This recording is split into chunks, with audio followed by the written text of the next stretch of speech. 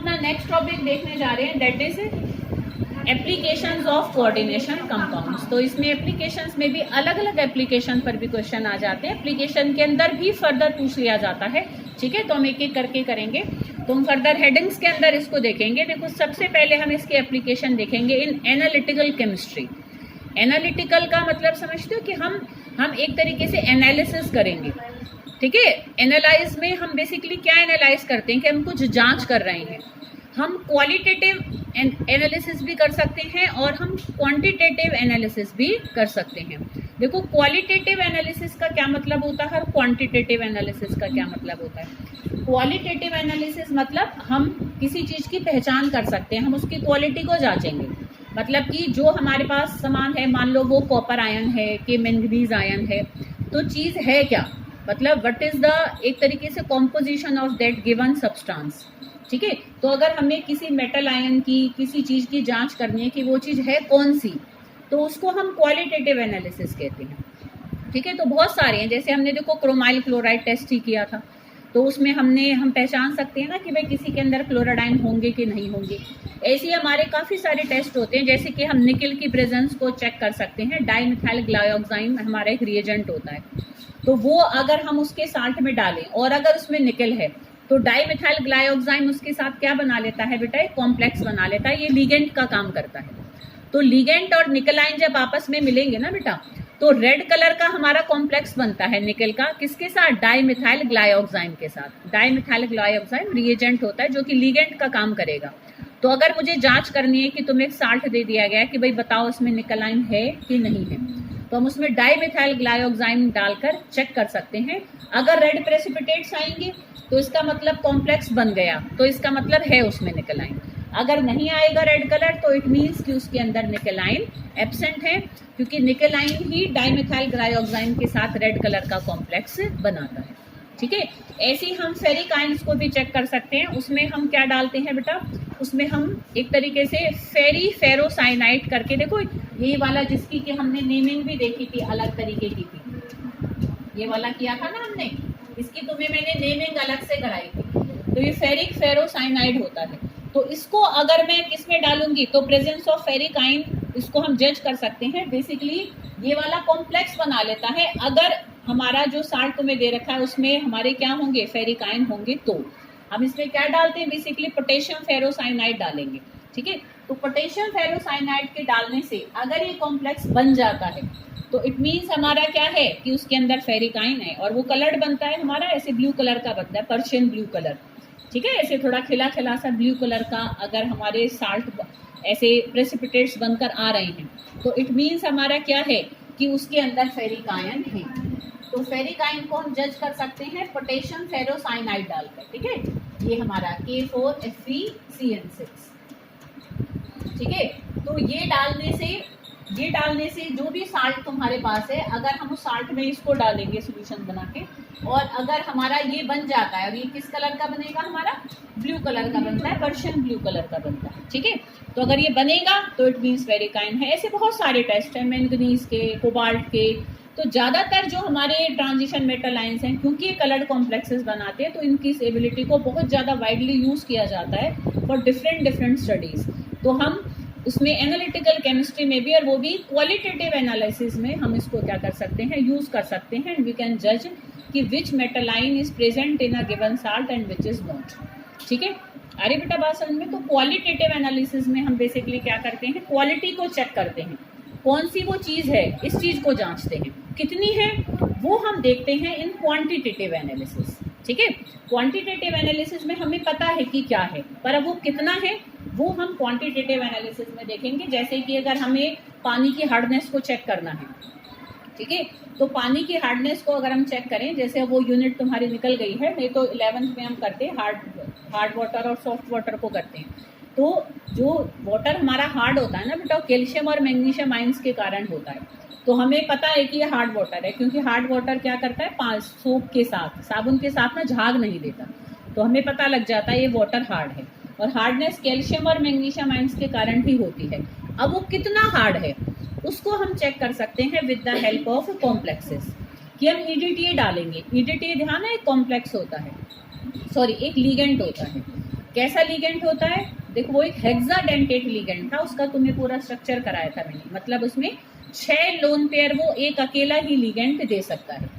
तो EDTA की help से हम हार्डनेस को रिमूव भी कर लेते हैं और हम उसको जांच भी सकते हैं कि भाई मान लो हमने थोड़ा सा ले लिया, कि मान लो मेरे पास 1 लीटर पानी है, मैंने उसमें से 100 ml पानी ले लिया, उसमें अब मैं EDTA को मिलाऊंगी। जैसे EDTA को मिलाऊंगी, कैल्शियम और मैग्नीशियम आयन के साथ मिलकर वो कॉम्प्लेक्स बना देगा। कॉम्प्लेक्स व्हाइट कलर का बनेगा और प्रेसिपिटेट्स बनकर वो नीचे बैठ जाएंगे।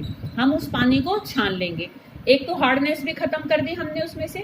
फिर वो जो प्रेसिपिटेट आएगा उसको तोल कर, उसको वे करके, सुखाकर वे करके हम ये निकाल लेंगे कि इस पर्टिकुलर 100 ml में कितनी हार्डनेस थी। भाई जितना साल्ट उतना प्रेसिपिटेट उतने ही तो बनेंगे जितने कैल्शियम और मैग्नीशियम आयंस होंगे। तो हम उसमें स्टोचियोमेट्रिक कैलकुलेशन करके निकाल लेंगे कि उसमें कितना कैल्शियम आयन और मैग्नीशियम आयन था। तो अगर 100 ml में इतना है तो 1 लीटर में इतना होगा। हम आराम से इस चीज को जज कर सकते हैं। तो हम क्वांटिटी को भी चेक कर सकते हैं with the help of complexes. तो कॉम्प्लेक्सेस का कहाँ का यूज है इसको हम कर रहे हैं इसमें। समझ में आ रही बेटा बात? तो we can check hardness of water and we can also remove hardness of water with the help of complexes या with the help of ligand EDTA। और ये किस कैटेगरी में आएगा? ये आएगा इन क्वांटिटेटिव एनालिसिस। ठीक है, तो एनालिटिकल केमिस्ट्री में हम इनको बेसिकली तो 2 भागों में बांट सकते हैं। एक हमारा क्या हो जाएगा क्वालिटेटिव एनालिसिस और एक हमारा होता है क्वांटिटेटिव एनालिसिस। उसी में ही ना बेटा हम क्वांटिटेटिव एनालिसिस में हम एक टाइप के एनालिसिस को ग्रेविमेट्रिक एनालिसिस भी कर देते हैं। तो ग्रेविमेट्रिक में बेसिकली हम जो वेट अगर निकाल लेते हैं, जैसे कि वहां पर भी हमने तोल लिया जैसे सारा, ठीक है, तो अगर हम उसका वेट मेजर करके और फिर हम उस चीज को रिमूव भी कर सकते हैं, तो उस पर्टिकुलर को मतलब क्वांटिटेटिव एनालिसिस में ही जब एक तरीके से हम फाइन स्टडी करके और अमाउंट को भी अच्छे से कैलकुलेट कर लेते हैं, तो उसी को ही हम ग्रेविमेट्रिक एनालिसिस भी कह देते हैं। ठीक है बेटा, तो ग्रेविमेट्रिक एनालिसिस में the amount of metal present in a given sample can be estimated by converting a known amount of sample into an insoluble complex. जैसे कि हमने EDTA के साथ कैल्शियम और मैग्नीशियम आयन का कॉम्प्लेक्स बनाया और उसको तोल लिया था। ठीक है बेटा, तो जिसको हम फिल्टर करेंगे, ड्राई करेंगे, वेट करेंगे। तो मतलब इस तरीके से प्रेसिपिटेट को निकालना, सुखाना और वेट करना और फिर कैलकुलेशन करना, जब ये पूरा हम प्रोसीजर अप्लाई करते हैं ना, तो उसको हम ग्रेविमेट्रिक एनालिसिस भी कहते हैं। ठीक है, एक होता है कि भाई हमने रफली निकाल लिया, तो हम मोटी मोटी टर्म कहें, ब्रॉडली तो हम क्वांटिटेटिव एनालिसिस करेंगे, पर क्वांटिटेटिव एनालिसिस के अंदर हमारी जो एक प्रिसाइज एनालिसिस होती है वो ग्रेविमेट्रिक एनालिसिस होती है। ठीक है बेटा, आ रही है बात समझ में? तो ये हमने किसको देखा बेटा कि किस चीज को देखा? एनालिटिकल एक तरीके से केमिस्ट्री में हम कॉम्प्लेक्सेस को किस तरीके से इस्तेमाल करते हैं, कौन सी चीज है, मेटल आयन कौन सा है, इस चीज को जांचते हैं हम क्वालिटेटिव एनालिसिस में। और अगर कोई भी हमें मतलब जब हमें पता लग गया वो चीज है उसके अंदर, अब वो चीज कितनी है उसको हम जांचते हैं क्वांटिटेटिव एनालिसिस में। और पर्टिकुलर प्रोसीजर फॉलो करके हम प्रेसिपिटेट्स बनाकर, सुखाकर, तोलकर जब निकालते हैं तो उसको ही हम ग्रेविमेट्रिक एनालिसिस कहते हैं। ठीक है बेटा, आ रही है बात समझ में? अब हम सेकंड देखेंगे, बायोलॉजिकल इंपॉर्टेंस बहुत ज्यादा है बेटा कॉम्प्लेक्सेस की। अगर कॉम्प्लेक्सेस ना होते तो शायद बहुत सारी चीजें हमारी पॉसिबल ही नहीं होती। सबसे पहले तो क्लोरोफिल ही नहीं होता, क्लोरोफिल नहीं होता तो फोटोसिंथेसिस नहीं हो पाती, फोटोसिंथेसिस नहीं हो पाती तो ग्रीन प्लांट्स खाना ही नहीं बना पाते, खाना ही नहीं बन पाता तो हम भी नहीं इस दुनिया में होते। ठीक है, तो जो क्लोरोफिल होता है ना बेटा, वो एक कॉम्प्लेक्स होता है मैग्नीशियम का। बेटा ऐसे करके पूछ लेते हैं, कैसे तुम्हें वो 4-5 ऐसे जनरल बायोलॉजिकल कंपाउंड्स देगा, वो तुमसे पूछेगा कि कौन से मेटल का कॉम्प्लेक्स है। तो क्लोरोफिल किसका कॉम्प्लेक्स होता है? मैग्नीशियम का। ये याद रखना है बेटा, ये ऐसे ऑप्शनल में आ जाता है। हीमोग्लोबिन किसका कॉम्प्लेक्स होता है? आयरन का, पर वो इसमें लिखा नहीं हुआ है, मेरा कल ही ध्यान गया है इसमें। देखो बेटा, haemoglobin N oxygen carrier present in blood and responsible for red colour of blood is a coordination compound. आगे जरा लिख दो बेटा, ऑफ आयरन। जो बायोलॉजिकल इंपॉर्टेंस में फर्स्ट तुम्हारा इंपॉर्टेंस है, जो फर्स्ट उसकी एप्लीकेशन है बायोलॉजिकल इंपॉर्टेंस के अंदर। ठीक है, haemoglobin and oxygen carrier present in blood and responsible for red colour of blood is a coordination compound of iron. ये और लिख दो, ऑफ आयरन। तो ये किसका कॉम्प्लेक्स होता है बेटा? आयरन का। क्लोरोफिल किसका कॉम्प्लेक्स होता है? मैग्नीशियम का। तो ऐसे ये जनरल हमें ध्यान रखना है। ऐसे विटामिन B12 होता है जो हमारे बहुत सारी चीजों में हमें हेल्प करता है, ठीक है। विटामिन को हम डिटेल में पढ़ेंगे बायोमोलिक्यूल्स यूनिट में। तो वो कोबाल्ट का कॉम्प्लेक्स होता है। विटामिन B12 किसका कॉम्प्लेक्स होता है? कोबाल्ट का। ऐसे बेटा बहुत सारे एंजाइम्स होते हैं हमारी बॉडी में जो इतना काम कर रहे हैं, वो ना हो तो हमारा सारा सिस्टम डिस्टर्ब हो जाएगा। तो वो भी हमारे मोलिब्डेनम के, कॉपर के, आयरन के क्या होते हैं? बेसिकली कॉम्प्लेक्सेस ही होते हैं। तो various enzymes are also complexes. Chlorophyll is a complex of magnesium, haemoglobin is a complex of iron, vitamin B12 is a complex of cobalt. तो देर इज एक तरीके से wide application of complexes in biology, ठीक है, biology basically. तो biology में हमारी क्या है, जो हमारे कॉम्प्लेक्सेस हैं उनकी बहुत इंपॉर्टेंस है। अगर ये कॉम्प्लेक्सेस ना होते तो बायो ही नहीं होती, बेसिकली हम ही नहीं होते, ठीक है ना। तो लाइफ की जो एग्जिस्टेंस है अर्थ पर, बहुत सारी चीज़ें ऐसी हैं जो कॉम्प्लेक्सेस की फॉर्म में ही अवेलेबल हैं। अगर वो ना होती तो लाइफ भी अर्थ पर पॉसिबल नहीं थी, ठीक है। ऐसी हम मेडिसिनल यूज़ भी बहुत है बेटा कॉम्प्लेक्सेस का, दवाइयों में भी यूज़ होते हैं। जैसे सिस्प्लेटिन हमारा होता है, वो प्लेटिनम का कॉम्प्लेक्स होता है और वो कैंसर की ट्रीटमेंट में यूज़ होता है। तो एक वो बहुत अच्छी एंटी कैंसर ड्रग होती है, क्योंकि वो बहुत सारी चीज़ों को ना कॉम्प्लेक्स बनाकर बॉडी में से निकालता रहता है।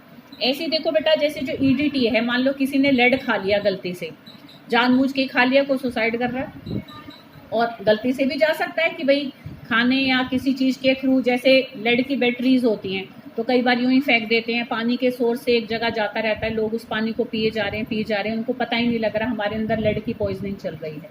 तो लेड की पॉइजनिंग को हम दूर कर सकते हैं EDT के हेल्प से, कि EDT का घोल बना के पिला दो उसको।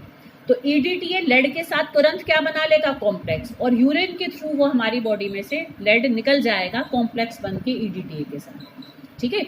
तो इस तरीके से बहुत सारे पॉइजन्स को भी हम कॉम्प्लेक्स बनाकर शरीर से वेस्ट प्रोडक्ट के फॉर्म में बाहर निकाल सकते हैं, ठीक है। तो ये भी इसका यूज है। ऐसे देखो एक्सेस ऑफ टॉक्सिक मेटल्स, जैसे कॉपर है, आयरन जबकि हमारे लिए अच्छा होता है, पर बहुत हाई अमाउंट में बेटा जिसका हीमोग्लोबिन बहुत ज़्यादा होता है ना, उसको भी बहुत बीमारियां हो जाती हैं। तो excess of everything is harmful. कोई चीज़ हमारे लिए अच्छी है पर हम ज़्यादा मात्रा में खाएंगे तो वो जहर का भी काम करेगी, ठीक है। तो ज़्यादा मात्रा में अगर हमारे अंदर कॉपर आयरन पहुंच जाए तो उनको भी रिमूव किया जा सकता है। भाई कोई चीलेटिंग लिगेंड का सोल्यूशन उसको एज ए मेडिसिन खिला दो, तो फिर वो चीलेटिंग लिगेंड उसके साथ कॉम्प्लेक्स बनाकर उसको बॉडी में से बाहर निकाल दे, ठीक है। तो ये मेडिसिनल यूज भी होता है हमारा किसका? कॉम्प्लेक्सेस का, ठीक है बेटा। तो और अगर हम देखें तो एक एक्सट्रैक्शन ऑफ मेटल, ये पूरा चैप्टर था बेटा तुम्हारा पहले, जो कि अब निकल गया है आइसोलेशन ऑफ एलिमेंट्स करके, जिसमें हमने ये जो पॉइंट्स लिखे हैं ना उनको बहुत डिटेल में इस यूनिट में किया था, बट अब वो यूनिट नहीं है तो अब हम इसको लिमिटेड उसमें नहीं करेंगे। जैसे सिल्वर है, गोल्ड है, तो उसको उसकी ओर से अगर एक्सट्रैक्ट करना है, और समझते हो कि भाई किसी भी फॉर्म में मेटल अगर हमें नेचर में मिल रहा है जिस रूप में से, हम उसको आसानी से और पैसे के फायदे के साथ बाहर निकाल सकते हैं, तो वो उसकी ओर कहलाती है ना, अयस्क, हिंदी में हम उसको अयस्क कहते हैं। तो जैसे सिल्वर है, गोल्ड है, तो उनको हम क्या कर सकते हैं, उनकी ओर में से जब बाहर निकालते हैं ना बेटा, जो प्रोसीजर अप्लाई करते हैं, तो उनको कॉम्प्लेक्स बनाकर ही बाहर निकालते हैं। उनके साइनाइडो कॉम्प्लेक्स बनाते हैं कि साइनाइड लिगेंड डाल देते हैं और कॉम्प्लेक्स के फॉर्म में वो हमारा बाहर आ जाता है, छान के उसको हम अलग कर देते हैं, ठीक है, गंदगी अलग रह जाती है। तो कॉम्प्लेक्सेस को यूज हम मेटल को एक्सट्रैक्ट करने में भी यूज करते हैं, कि भाई मेटल जो गंदगी में पड़ा हुआ है, किसी और कंपाउंड के साथ बंधा हुआ है, तो वहां से हमें मेटल को अगर बाहर निकालना है तो हम उसका कॉम्प्लेक्स बनाकर बाहर निकाल सकते हैं। जैसे निकेल है, निकेल को हम टेट्रा कार्बोनिल निकेल ये बनाकर बाहर निकाल लेते हैं, ठीक है। तो ये हमारा निकेल का एक अच्छा कॉम्प्लेक्स होता है। जो प्रोसेस हम यूज करते हैं उसको मोन्स प्रोसेस कहते हैं। कुछ नहीं पता बेटा, कभी वो ऑप्शनल में तुमसे यही पूछ ले कि मोन्स प्रोसेस किस मेटल को एक्सट्रैक्ट करने के लिए हम यूज करते हैं, क्योंकि ये कॉमन क्वेश्चन था जब ये यूनिट थी, ठीक है बेटा। तो मोन्स प्रोसेस में बेसिकली हम निकेल को एक्सट्रैक्ट करते हैं, उसका ये कॉम्प्लेक्स बनाकर। तो बहुत सारे यूजेस हैं। देखो अगर यूजेस पर कोई 5 नंबर का क्वेश्चन तो आएगा नहीं, आ भी गया मान लो, ठीक है, तब भी हमारे पास बहुत मैटर है, तो तुम ओवरऑल पढ़कर थोड़ा थोड़ा भी दिमाग में रखोगे ना तो भी लिख सकते हो। जनरली 3 नंबर में आता है तो हेडिंग्स को अच्छे से याद रखो। अब हेडिंग्स के अंदर जो एग्जांपल है, जैसे बायोलॉजिकल इंपॉर्टेंस, तुम हेडिंग लगाकर तो खाली इससे तुम यूज नहीं दे पाओगे ना, तुम्हें बताना पड़ेगा ना बायोलॉजिकल उसकी क्या इंपॉर्टेंस है। तो उसमें तुम बता सकते हो, जैसे हीमोग्लोबिन आयरन का कॉम्प्लेक्स होता है, क्लोरोफिल मैग्नीशियम का होता है, विटामिन B12 कोबाल्ट का होता है, बहुत सारे एंजाइम्स कॉम्प्लेक्सेस के फॉर्म में होते हैं। और मेडिसिन में प्लेटिनम, हमारा प्लेटिनम का कॉम्प्लेक्स प्लेटिन एंटी कैंसर होता है, ठीक है। लेड की पॉइजनिंग को हम EDTA का कॉम्प्लेक्स बनाकर रिमूव कर सकते हैं। बहुत सारे पॉइजन्स को बॉडी में से बाहर निकाल सकते हैं बाय यूजिंग चीलेटिंग लिगेंड्स, ठीक है। तो ऐसे करके हमें उस बात को लिखना है जिस बात से हमारा उसका आंसर बने कि भाई ये पूछा है तो हमें ये जवाब देना, ठीक है। तो एक्सट्रैक्शन ऑफ मेटल में हमने देखा जैसे सिल्वर है, गोल्ड है, निकल है, तो उनको हम उनके कॉम्प्लेक्सेस बनाकर उनके ओर में से उनको हम बाहर निकालते हैं, ठीक है। अब देखो कुछ जनरल से अलग अलग यूजेस हैं जिनको मैंने एक एक लाइन में बहुत समराइज करके छोटा छोटा लिख दिया है। जैसे कि देखो सिल्वर होता है हमारा, तो सिल्वर को हम फोटोग्राफी में जब यूज करते हैं ना बेटा, तो सिल्वर का कॉम्प्लेक्स बेसिकली फोटोग्राफी में यूज होता है। जो फोटोज खींचते हैं ना, फिर फोटो को धोते हैं, फिर उसकी कॉपी निकालते हैं जैसे पहले करते थे। अब तो वो प्रोसीजर है नहीं, अब तो फोन से एक क्लिक में हमें सामने फोटो दिख जाता है, ठीक है। पहले तो खींच लेते थे, पता ही नहीं लगता था कैसा फोटो खिंचा है, तो वो नेगेटिव को देते थे धोने के लिए, फिर धुल कर उसमें से साफ कॉपी निकल कर आती थी। तो उस फोटोग्राफी में जो प्रोसीजर यूज होता था वहाँ सिल्वर को यूज किया जाता था और उसके कॉम्प्लेक्स के फॉर्म में, तो वहां भी इसका एक यूज था। तो सिंपल लिख सकते हो silver complex is used in photography, ठीक है बेटा। ऐसे ही सिल्वर और गोल्ड के कॉम्प्लेक्सेस को हम इलेक्ट्रोप्लेटिंग में भी यूज करते हैं। तुमने सुना होगा बेटा ऐसे कि इस पर तो सोने का पानी चढ़ा हुआ है, इस पे तो चांदी का पानी चढ़ा हुआ है, तो जो पानी चढ़ाया जाता है ना उसी मेटल को बहुत ही कम मात्रा में, ठीक है। और कॉम्प्लेक्स की फॉर्म में हम क्या करते हैं, ऐसे धीरे धीरे किसी और धातु के ऊपर चढ़ा देते हैं, तो वो दिखने में हमें सोने का जैसा लगता है पर हमें सस्ता मिल जाता है। तो इलेक्ट्रोप्लेटिंग प्रोसीजर में भी हम सिल्वर और गोल्ड के कॉम्प्लेक्सेस को यूज करते हैं और हम एक तरीके से क्या कर सकते हैं, चीप ज्वेलरी बना सकते हैं, ठीक है, कि सस्ती जो सबके लिए अफोर्डेबल हो। ऐसे देखो बेटा EDTA को हम टेक्सटाइल इंडस्ट्रीज में भी यूज करते हैं। टेक्सटाइल समझते हो, कपड़े बनाने, ठीक है। तो बहुत जगह रंग चढ़ाने के लिए, क्योंकि ये कॉम्प्लेक्सेस इतने सुंदर सुंदर कलर के होते हैं, तो अलग अलग रंग चढ़ाने के लिए भी हम इनके कॉम्प्लेक्सेस को यूज कर सकते हैं, जिसमें बेसिकली हम कौन सा लिगेंड इस्तेमाल करते हैं, EDTA को यूज कर लेते हैं। ऐसी रबर इंडस्ट्रीज में भी बहुत सारे हम लिगेंड्स को एज एंटीऑक्सीडेंट भी यूज करते हैं कि भाई वो उसमें ऑक्सीडेशन प्रोसेस को रोकता है, तो हमारा रबर इंडस्ट्रीज में बहुत सारे काम हो जाते हैं जो कि ऑक्सीडेशन की वजह से नहीं हो पा रहे थे, ठीक है बेटा। ऐसे देखो एक विल्किंसन कैटलिस्ट होता है, ये पहले डिटेल में थे तुम्हारे विल्किंसन कैटलिस्ट ज़िगलर नाटा पॉलीमर हमारी यूनिट थी पहले, वो भी तुम्हारी निकल चुकी है।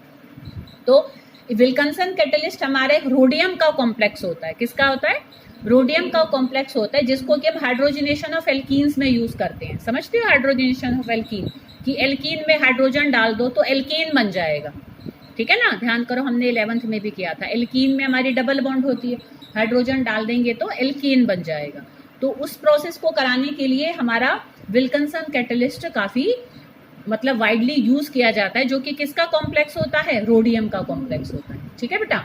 ये एक एग्जांपल है होमोजेनस कैटालिसिस का। जब ये एक बार बेटा पेपर में ऐसे भी आया, but give an example of homogeneous catalyst and heterogeneous catalyst, इसलिए मैंने ब्रैकेट में लिख दिया है।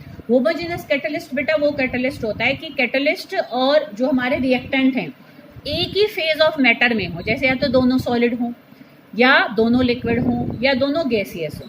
तो जब सेम मैटर के फेज में हमारा लीगेंट और रिएक्टेंट होते हैं तो ऐसे कैटालिस्ट को हम होमोजेनस कैटालिस्ट कहते हैं। और जब मेटल तो हमारा जैसे लीगेंट अगर मान लो हो सॉलिड और रिएक्टेंट हो अगर गैस, तो डिफरेंट मैटर के फेजेस में हो तो उसको हम हेट्रोजेनस कैटालिसिस कहते हैं। जैसे कि अगला एग्जांपल एक ज़िगलर नाटा कैटालिस्ट होता है बेटा, जो कि टाइटेनियम का होता है। टाइटेनियम टेट्राक्लोराइड भी ले सकते हैं, उसके लिए हम टाइटेनियम ट्राइक्लोराइड भी ले सकते हैं। टाइटेनियम अपने दोनों ऑक्सीडेशन स्टेट में हमें मिलता है और उसमें हम ट्राई अल्काइल एल्यूमिनियम और मिला देते हैं। तो इनका जो मिक्सचर होता है ना उसको हम ज़िगलर नाटा कैटालिस्ट कहते हैं, जिसको कि हम यूज करते हैं पॉलीमराइजेशन ऑफ एल्कीन्स। देखो जैसे ईथीन है, उसको तुम पॉलीमर बना दो तो पॉलीथीन बन जाएगा, जिस पॉलीथीन को हम यूज करते हैं। ऐसे स्टाइरीन है, उसका पॉलीमर बना दो तो पॉलीस्टाइरीन बन जाएगा। तो ऐसे हमारे एल्कीन्स का पॉलीमर बनाने के लिए हम जिस कैटलिस्ट को यूज करते हैं तो that is Ziegler Natta catalyst, a catalyst of titanium trichloride और tetrachloride with tri alkyl aluminium, ठीक है। तो these all are the applications of coordination chemistry.